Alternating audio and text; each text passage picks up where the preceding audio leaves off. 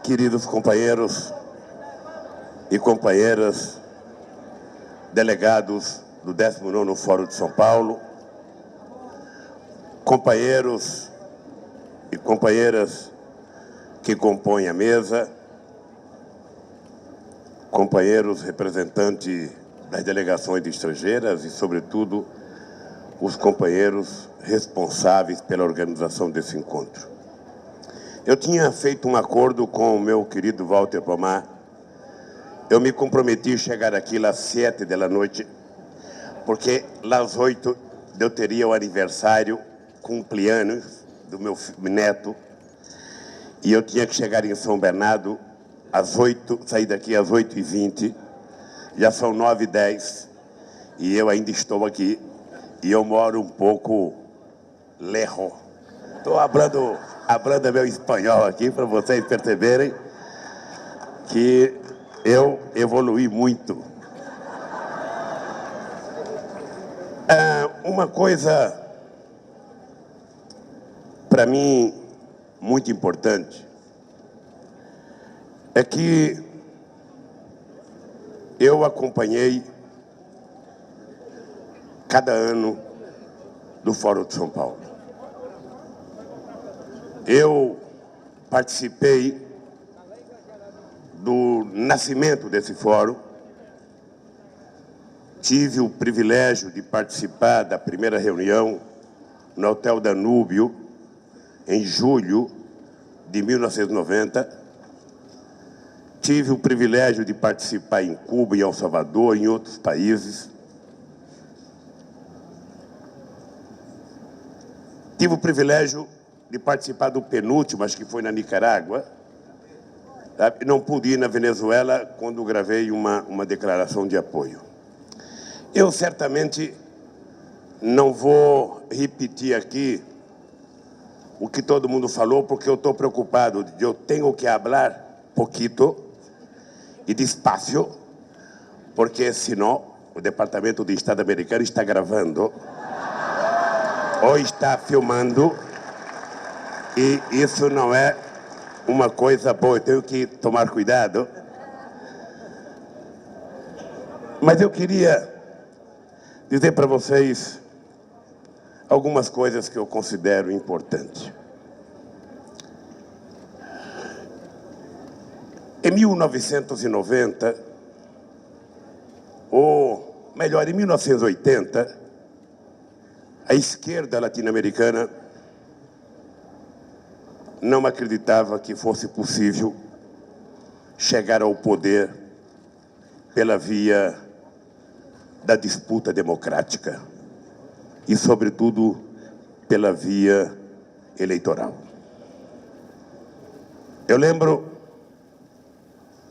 da esperança que a gente tinha na vitória dos revolucionários de El Salvador,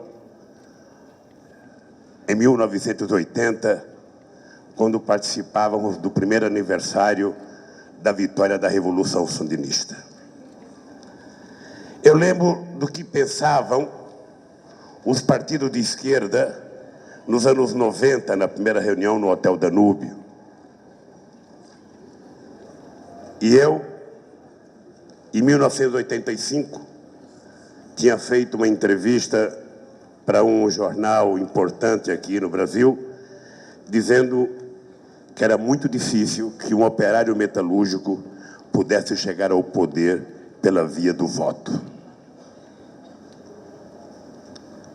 E a história se encarregou de provar que a democracia exercida a partir da participação das massas, ela pode ser a melhor fonte para que a esquerda chegue ao poder em qualquer país do mundo.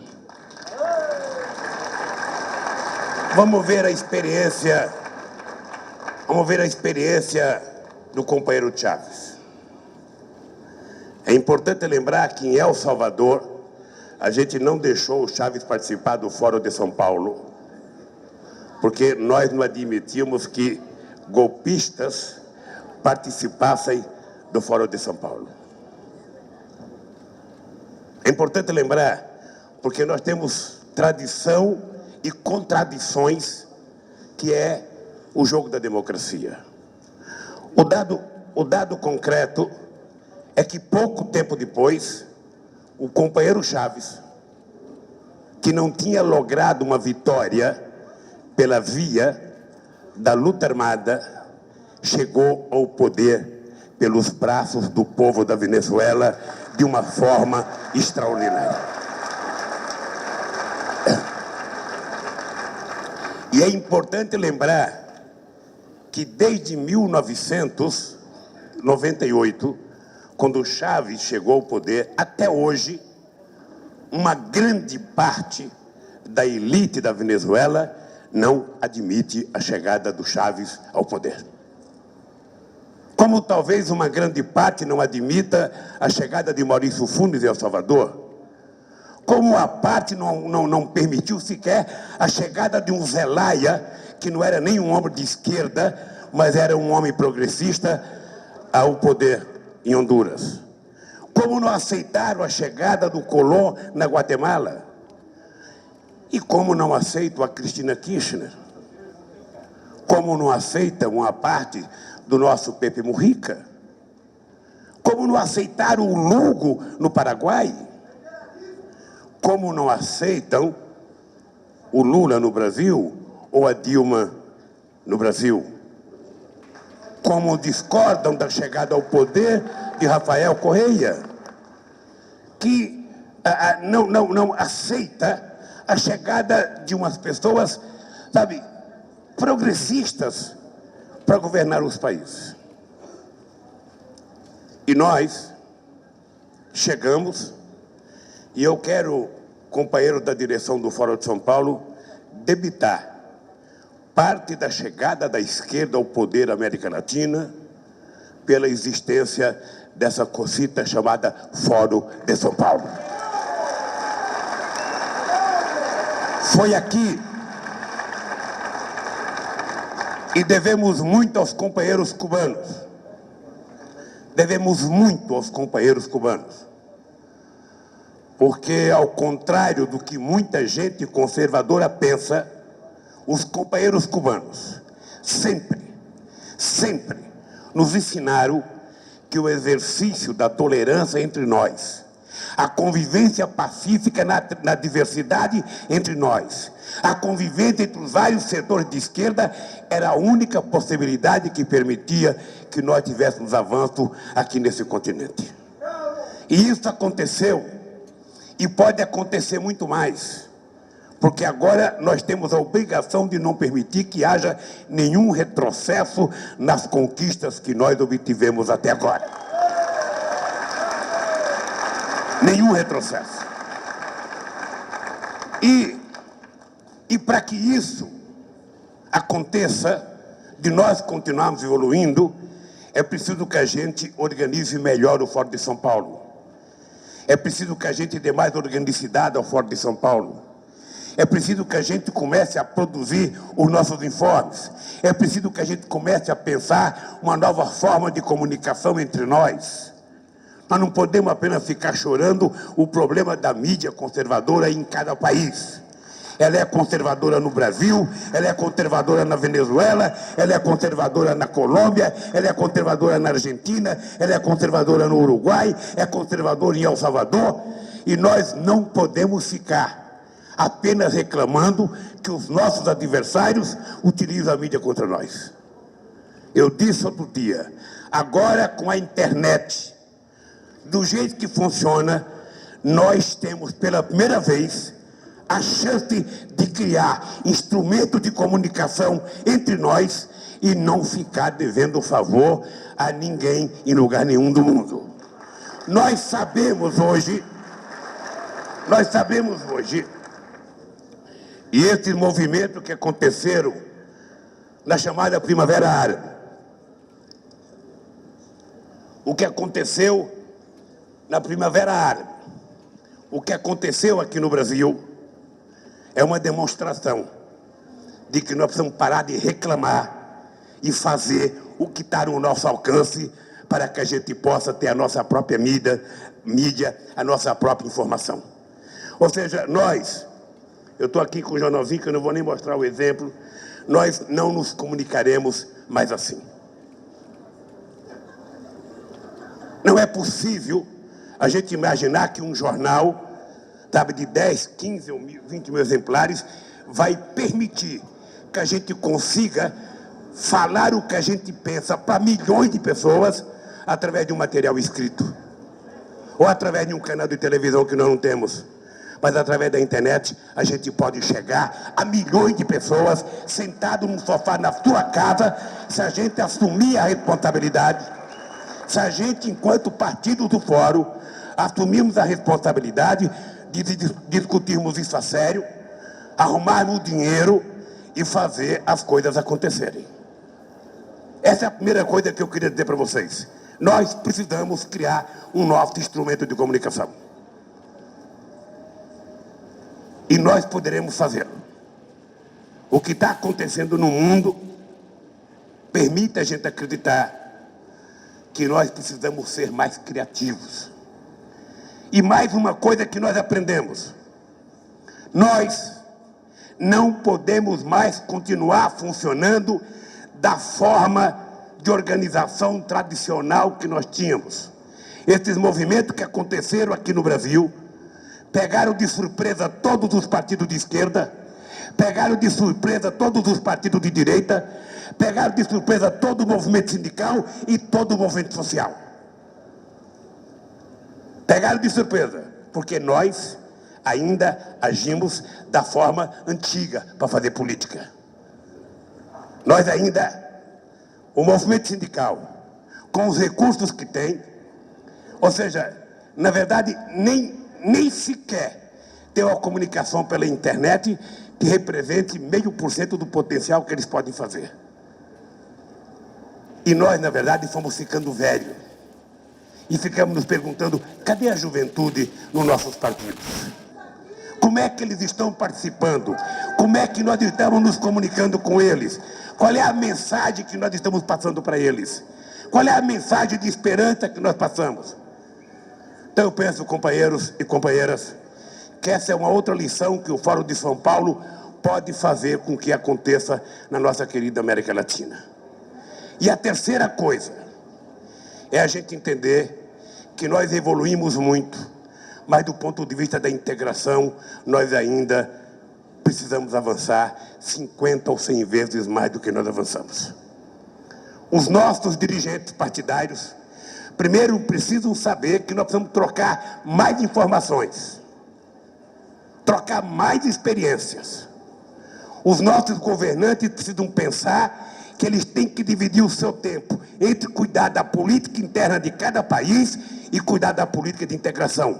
Porque política de integração a gente não faz por telefone, a gente faz visitando os países, conversando com os presidentes, fazendo acordos com os presidentes e discutindo o que nós entendemos por integração. O que é integração na nossa cabeça? É acordo comercial?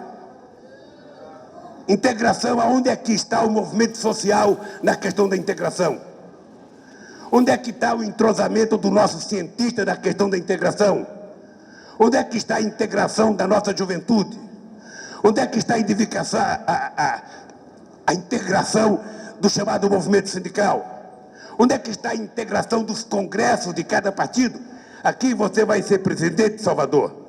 E vou te dizer uma coisa, você vai fazer um acordo com a presidenta Dilma, e esse acordo vai ficar 6, 7, 8 anos no Congresso brasileiro e no Congresso de Salvador e não é votado.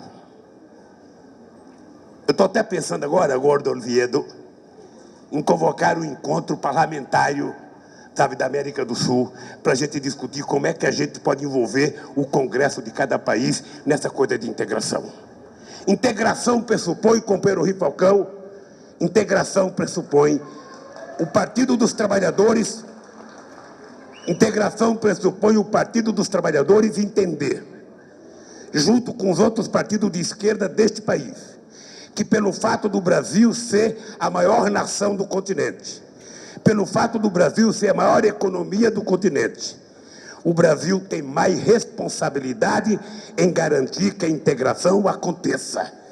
O Brasil tem mais responsabilidade em facilitar com que as coisas possam acontecer para consolidar o processo de integração da América Latina. Se o Brasil, através dos seus partidos e através dos governos, não assumir a responsabilidade, tudo será mais difícil. Tudo será muito mais complicado. E nós temos que ser uma espécie de animadores desse processo. Um animador desse processo, porque senão não acontece. E eu fico preocupado porque com a morte do Chaves, ou seja, eu sei quantas reuniões eu e o Chaves fizemos. Eu sei quantas conversas nós tivemos. Eu sei quantas vezes eles vieram a Brasília, eu fui a Caracas, fomos a Buenos Aires e voltamos para cá. E isso agora tem diminuído. E o Chaves vai fazer muita falta.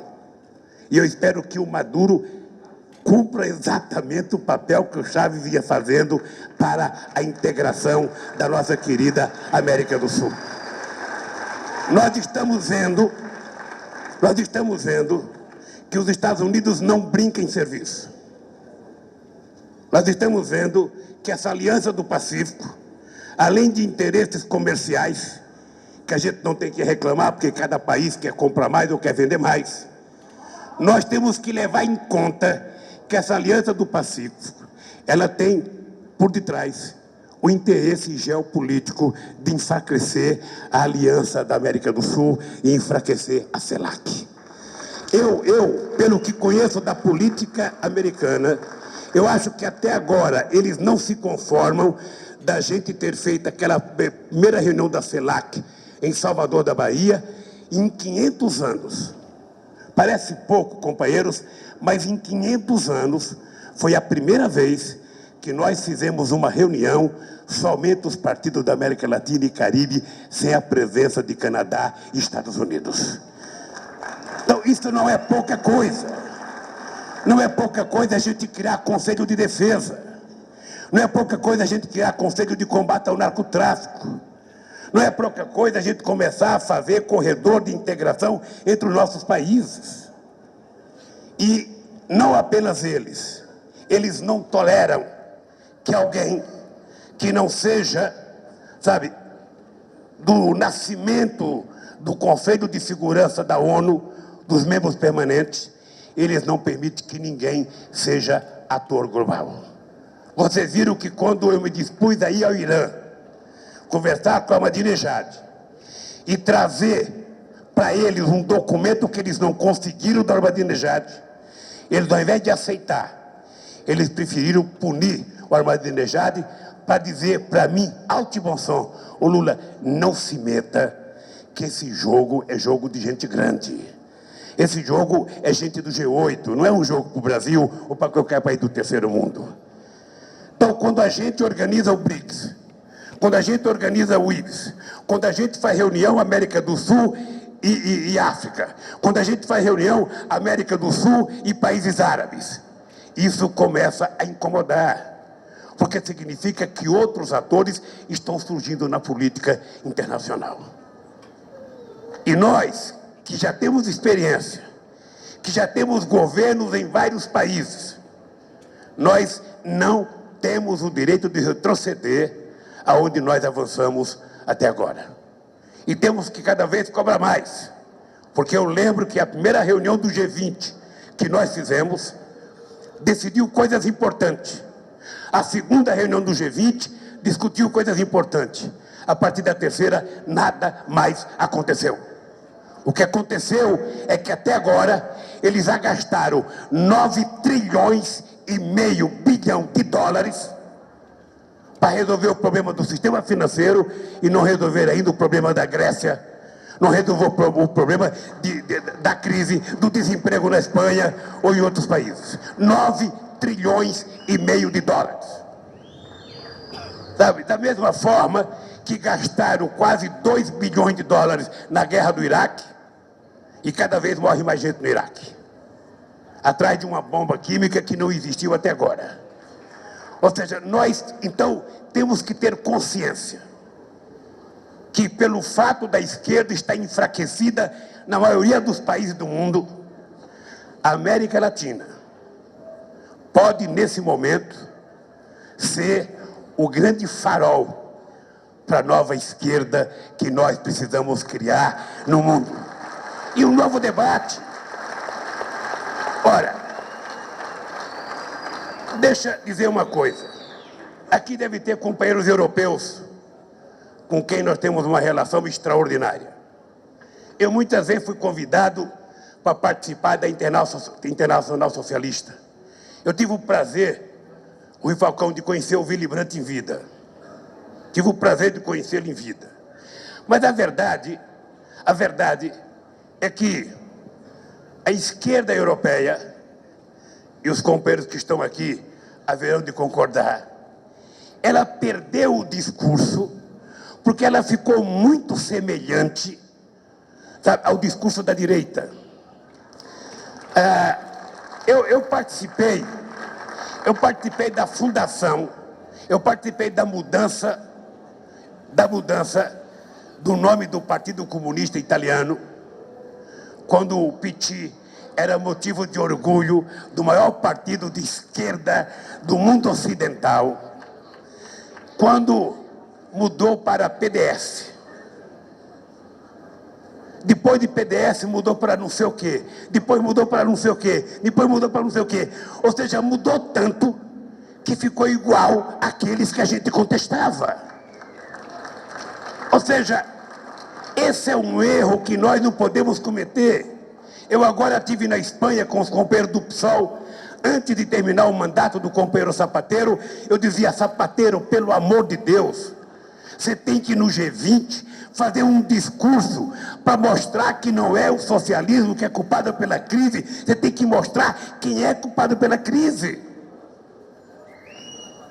Na medida que a gente não faz, qual é o resultado disso? É De La Roya de um lado, é Berlusconi de outro. Ou seja, e a esquerda vai definhando.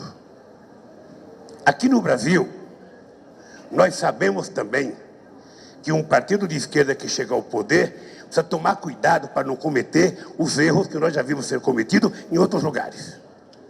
Só tem uma coisa que garanta um partido como o meu, como o do Renato, como o de vocês, chegando ao poder: não perder a sua relação com o povo. Não perder a sua relação.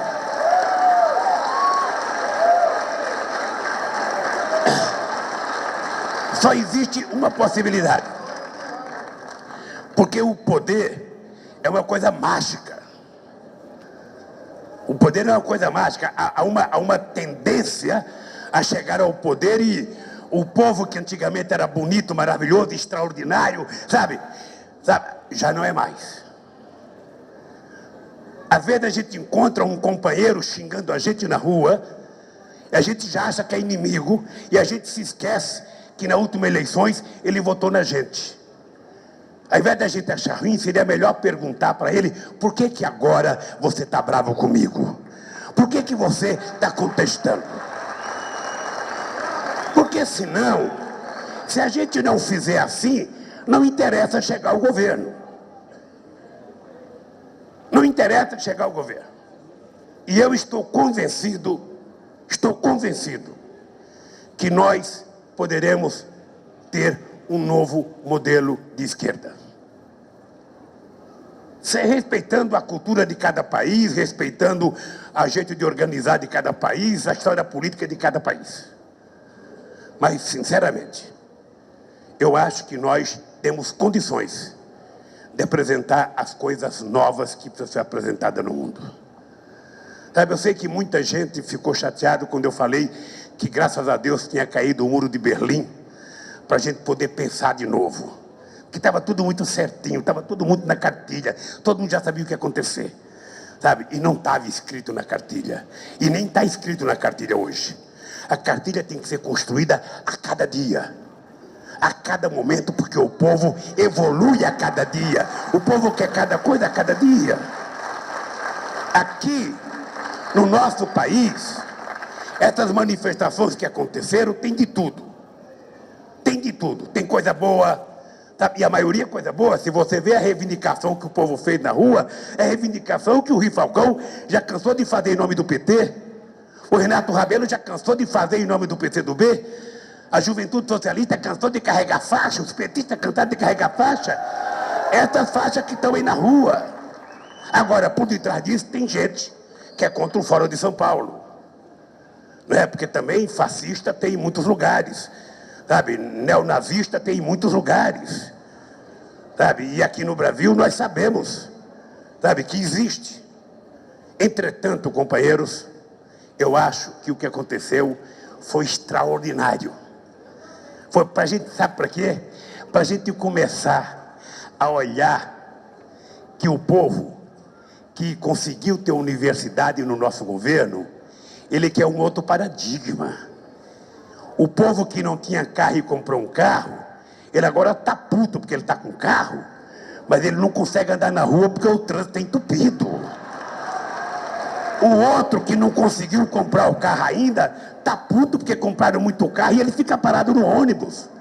E ele começa a exigir mais serviço público, mais qualidade. Essa é a lógica das coisas que estão acontecendo neste país e é bom que seja assim, para que a gente possa evoluir também, discutir novas formas de organização, novas formas de comunicação e não ter medo de defender aquilo que nós acreditamos. Eu estou vendo o companheiro Carlos aqui e vou terminar dizendo isso. Esse homem aqui, Walter, eu conheci ele no Texas. Eu fui fazer uma palestra e cheguei lá, a intérprete minha não entendia português, então ela não conseguia ser intérprete. E esse companheiro, então, se propôs a ser o meu intérprete. E foi assim que eu conheci o Cárdenas. E ele, na verdade, foi eleito presidente do México e foi roubado. Ele sabe disso. E ele sabe que o PRD já ganhou 2 eleições no México depois dele. Uma certamente ganhou. E eu tenho certeza que não estará longe o dia que vai ganhar as eleições. E aí vai ser muito importante o México começar a olhar um pouco para a América do Sul, para a América Latina, deixar de olhar só para os Estados Unidos. Eu não quero que feche os olhos para os Estados Unidos, mas olhe com um olhinho para os Estados Unidos e um olho para nós, porque acho que o México tem muita importância na integração latino-americana. Então, companheiros e companheiras, eu quero que vocês, que eu vi a programação que o Walter me mostrou, a programação de vocês foi extraordinária, foi intensa. Eu, sinceramente, quero ver depois os anais desse fórum, porque os temas que vocês debateram foram, sabe, tudo aquilo que a gente pode debater. Mas eu queria pedir uma coisa para vocês. O Fórum de São Paulo, com todas as deficiências que a gente possa imaginar que ele tenha, com tudo aquilo que a gente acha que falta ser feito, o Fórum de São Paulo é a melhor coisa que nós já criamos neste continente latino-americano. É a melhor coisa. Por isso eu quero que vocês saibam que eu estou no Instituto Cidadania, no Instituto Lula, eu estou querendo debater, sabe, criar uma doutrina sobre integração. Eu estou querendo, já fizemos reuniões com o movimento social, já fizemos com o movimento sindical, já fizemos com partidos políticos, já fizemos com intelectuais, e nós vamos continuar fazendo porque nós queremos produzir uma doutrina de integração. A direita, um dia resolveu criar o Consenso de Washington. E o Consenso de Washington passou a balizar tudo o que aconteceu no mundo de 80 para cá, liderado pelo Reagan e pela Margaret Thatcher. Pois eu acho que está na hora de nós construirmos o consenso das esquerdas na América Latina, para que a gente possa mostrar que é possível a gente criar um modo de governar diferente. Eu estou convencido disso. Nós poderemos criar um novo jeito de governar. Aqui no Brasil, nós mostramos que era possível. O Chaves mostrou que era possível na Venezuela. E quase todos os países estão provando. Nós sabemos do que o Rafael está fazendo no Equador. Nós sabemos das acusações que ele também é vítima. Nós sabemos o que aconteceu com o companheiro Evo Morales. Então, não tem brincadeira e eles não têm paciência conosco. Nós é que temos paciência com eles. Nós nunca os agredimos metade do que nós somos agredidos. E nós aguentamos porque fazemos democracia, e porque exercitamos democracia, e porque não queremos fazer com eles o que eles já fizeram conosco. E é assim que a gente vai continuar crescendo na América Latina. Eu quero prestar a minha solidariedade. Dizer que é muito triste o Chávez não estar aqui. É muito triste. Eu acho que durante muito tempo a gente vai sentir a falta do Chávez, porque acho que não é que ninguém seja insubstituível, é que ele era uma figura diferenciada. Ele era uma figura diferenciada. Mesmo quando a gente estava divergindo, ele era diferenciado na divergência. Portanto, eu quero, companheiros, dizer para vocês que eu vou ter que sair, correndo daqui, senão a Marisa é brava, e eu queria me despedir de vocês, declarando aberto o 19º encontro do Fórum de São Paulo. Um abraço e boa sorte a todos vocês.